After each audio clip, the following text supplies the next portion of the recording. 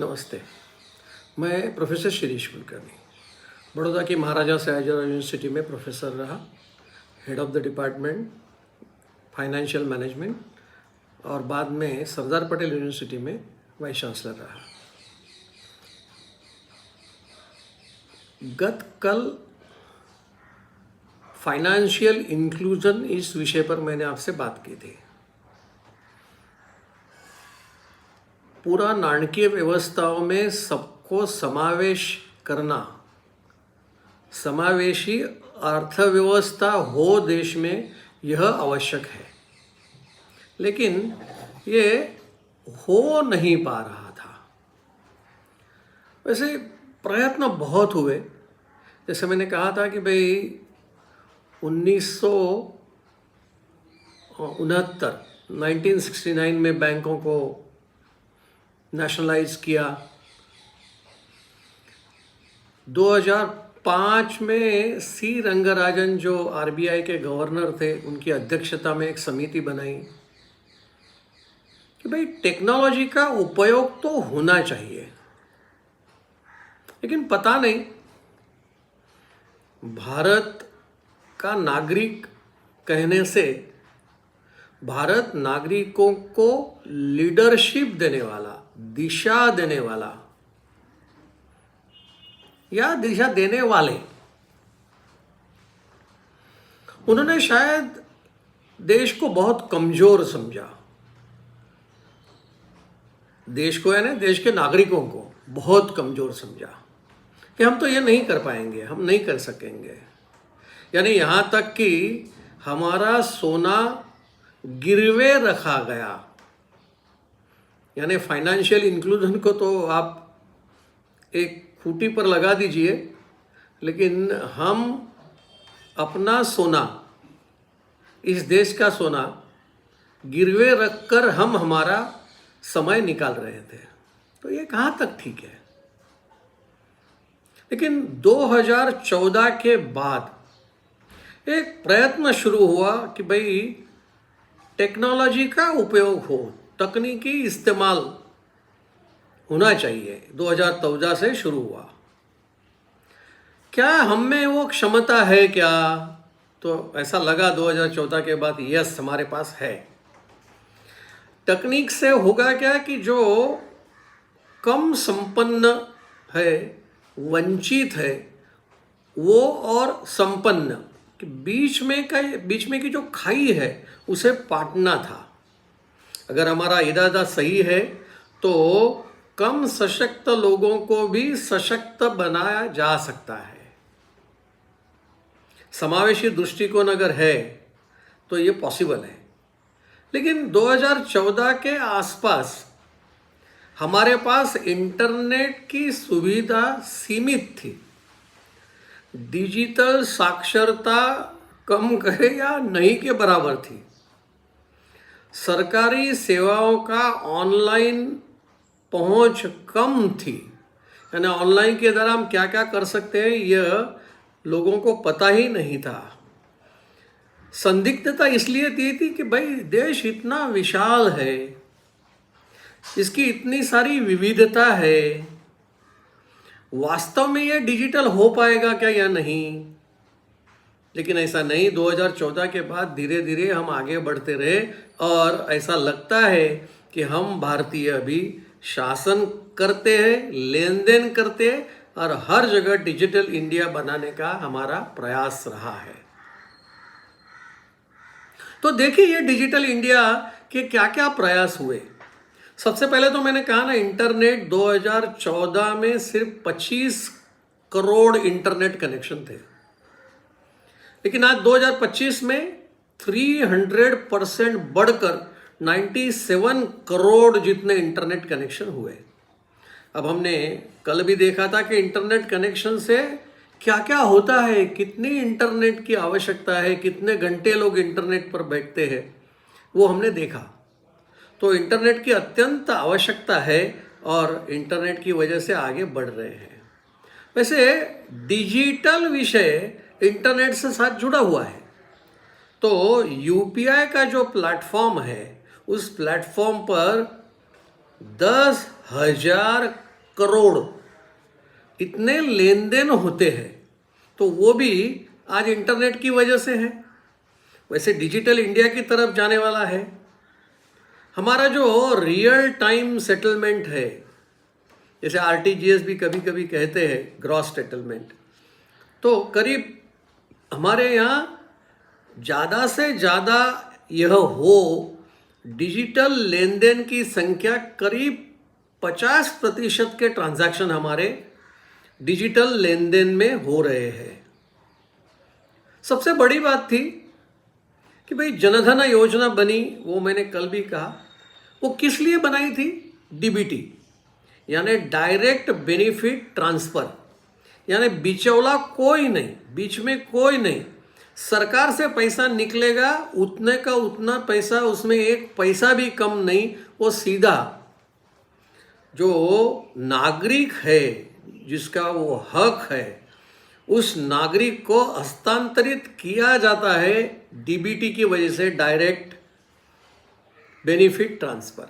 तो वो भी डिजिटल की वजह से ही हो पाया है, नहीं तो ये भी शक्य नहीं था। लेकिन कितने 44 ट्रिलियन यानी 44 लाख करोड़ रुपए नागरिकों को हस्तांतरित किया गया।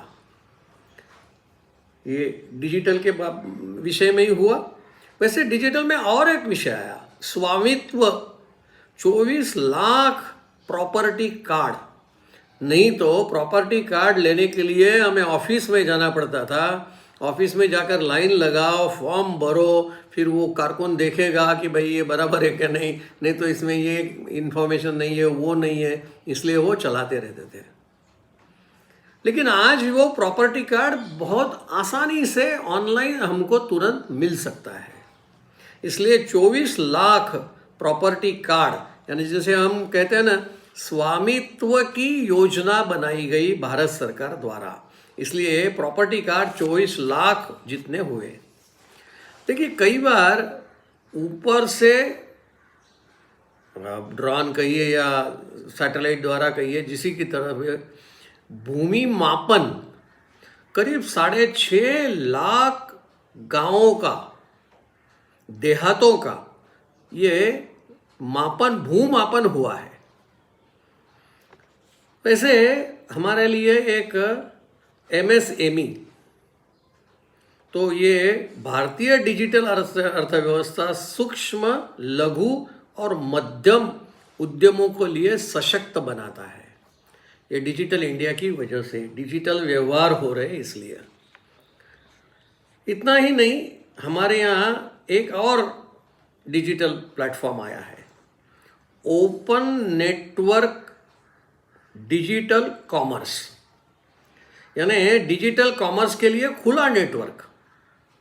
इससे क्या होगा? खरीदार और विक्रेता, सेलर एंड बायर, इतने विशाल बाजार में एक आसान कनेक्शन उनको मिल जाता है और वो नज़दीक आते हैं। तो जिसको कुछ वस्तु बेचनी है और जिस किसी को खरीदनी है, तो वो एक दूसरे के नज़दीक आए हैं। ये जैसे मैंने कहा ना, open network for digital commerce, उसी तरह से जेम करके एक आया है, यानी गवर्नमेंट ई मार्केट प्लेस, यानी वहाँ पर कोई किसी को फंसाएगा नहीं, कोई धोखाधड़ी नहीं होगी। इस प्रकार की व्यवस्था सरकार ने इस गवर्नमेंट ई मार्केट प्लेस ऐसा किया है। तो इसकी वजह से भी एक सामान्य आदमी भी खरीदना है या बेचना है तो उसके लिए उसका मार्केट बहुत बड़ा हो गया, और इसीलिए उनका वस्तुओं को बेचना बहुत ही आसान हो गया है। एक जैसे अरुणाचल प्रदेश में बांस का कारीगर होता है, बनारस साड़ी है, तो इस प्रकार के कुछ नाविक है, तो उनको भी अगर अपना सामान बेचना है या उसके लिए कुछ रॉ मटेरियल खरीदना है, तो ये government e market place competition में है, कॉम्पिटिटिव रेट्स मिलते हैं, यानी जिसको बेचना है उसको ज़्यादा से ज़्यादा पैसा मिलेगा, जिसको खरीदना है उसको कम से कम पैसे में वो खरीद सकेगा, ऐसी स्थिति है। देखिए लोन, जैसे मैंने कहा ना कि भाई हमारे यहाँ अभी ये जो जनधन खाते खुले, प्रधानमंत्री जनधन खाते जो खुले, उसकी वजह से एक तो मुद्रा लोन भी आसानी से मिल रहा है। आप ऑनलाइन एप्लीकेशन कीजिए और जो एग्रीगेटर है वो आपकी साख क्या है, आपकी क्रेडिट वर्दीनेस क्या है, आजकल मिलता है ना तुरंत हमको कि भाई हमारी क्या क्रेडिट वर्दी है, 625 है, 525 है, जो भी है। तो इस प्रकार से क्रेडिट वर्दीनेस मिल जाती है, तो ये लोन भी आसानी से किसी व्यक्ति को मिल सकता है और वो अपना व्यापार तुरंत शुरू कर सकता है। लेकिन देखिए, सरकार से लोन लेने वाले ज़्यादातर जो सामने आते हैं, यानी उसकी संख्या कोई बहुत ज़्यादा है ऐसा नहीं, लेकिन जो भी संख्या है वो इस प्रकार के लोग हैं कि भाई गवर्नमेंट से तो लोन लेने का, लेकिन देने का नाम नहीं देने का। जैसे हम कई बार कहते हैं ना, टेंशन देने का लेने का नहीं, उसी प्रकार से लोन लेने का देने का नहीं वापस, इस प्रकार के भी लोग हैं। लेकिन ये मुद्रा लोन जो है वो क्रेडिट वर्दीनेस मिलने के बाद ही हमारे पास आता है। यह जो ONDC और government e market place, online network for digital commerce और गवर्नमेंट ई मार्केट प्लेस, इसमें ये जो कौशल है, इस कौशल की वस्तु जो आप बनाते हैं वो 20 करोड़ की लेन देन को पार कर गया है। यानी बिना बिचौले को ये खरीदना और बेचना आसान हो गया है। इसलिए हम लोग कई बार कहते हैं कि भाई ये 1,80,000 महिलाओं का भी यह लेन देन इन्हीं प्लेटफॉर्म से हो रहा है। 50 दिन में 1,00,000 करोड़ का ग्रॉस मर्केंडाइज वैल्यू का सामान बेचा और खरीदा गया है। वैसे देखा जाए तो लोग क्या कहते हैं, या कई बार ये शब्द प्रयोग होता है इंडिया फर्स्ट। हमारे प्राइम मिनिस्टर कहते थे पहले कि भाई इंडिया फर्स्ट, लेकिन अभी India first, from India first to the India for the world. हम विश्व के लिए बने हैं, हम विश्व को देंगे। विश्व गुरु बनने की जो कल्पना भारत की है वो इसी तरह से आगे बढ़ी है, ऐसा मुझे लगता है। So digital India for all, opportunities for all, opportunities for all, digital India is for that. बस इन्हीं शब्दों के साथ मैं अपनी वाणी को विराम देता हूँ। आभार।